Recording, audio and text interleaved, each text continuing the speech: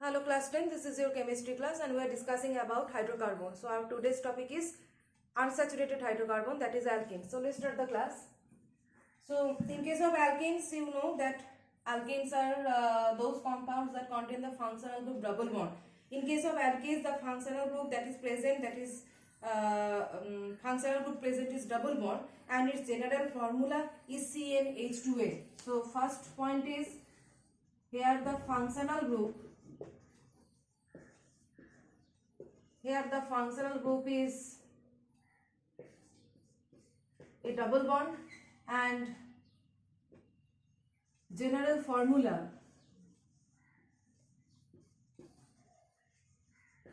is CnH2n. So we will get C2H4.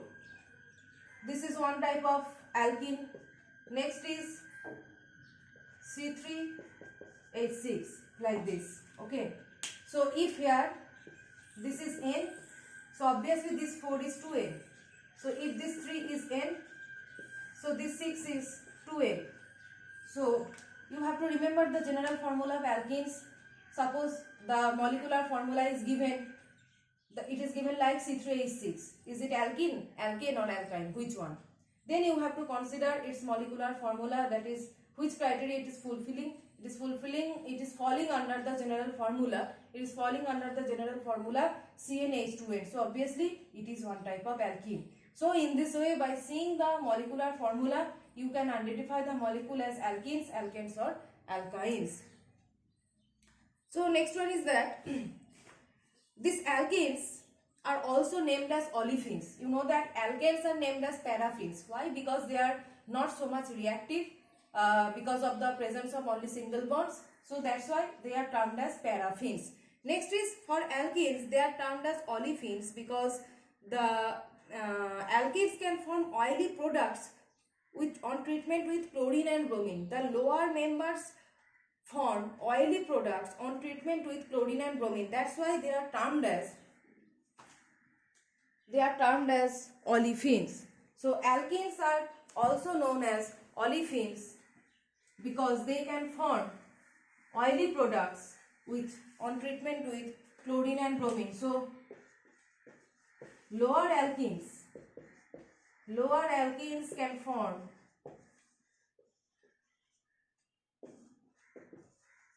oily products on treatment with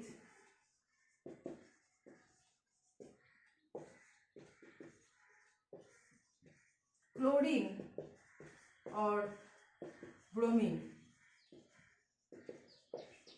So they are termed as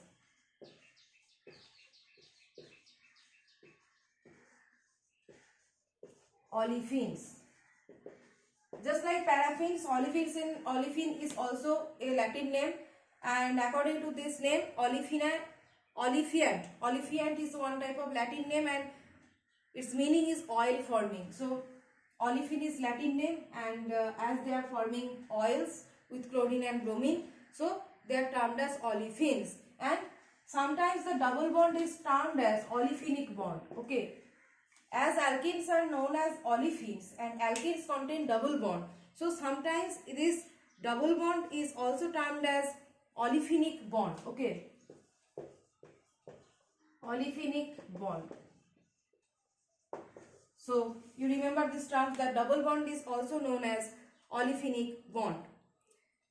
Next one is that you know already the nomenclature of alkenes, that is ene is the suffix for alkenes. Ethene, butene, propene, like this. IUPAC nomenclature you already know. And second thing is that they will show isomers. They will show position isomers and they will obviously show geometrical isomers. These two type of isomerism are shown by alkenes, position isomers and geometrical isomers. These all things are discussed earlier. Position isomer, that means butanene and butene, and geometrical isomer is the cis trans form. Suppose butene, so cis butene and trans butene. So these are two geometrical isomers. Next, we are directly going to the preparation of some alkene. So preparation of ethene, the first member of alkene. preparation of ethene.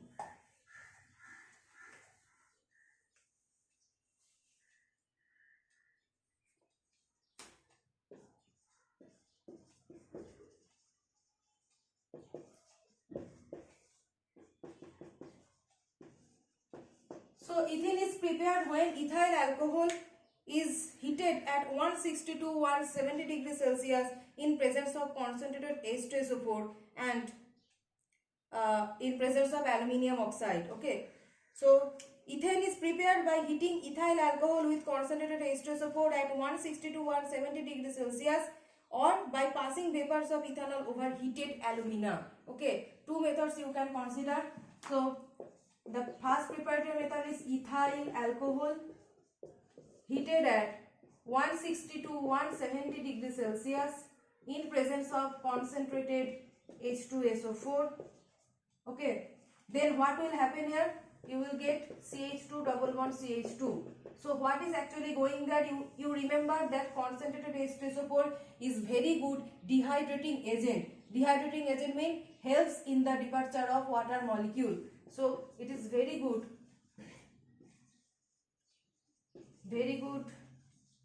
dehydrating agent. Concentrated H2SO4 is very good dehydrating agent, helps in the elimination of water molecules. So if you write the ethanol molecule like this,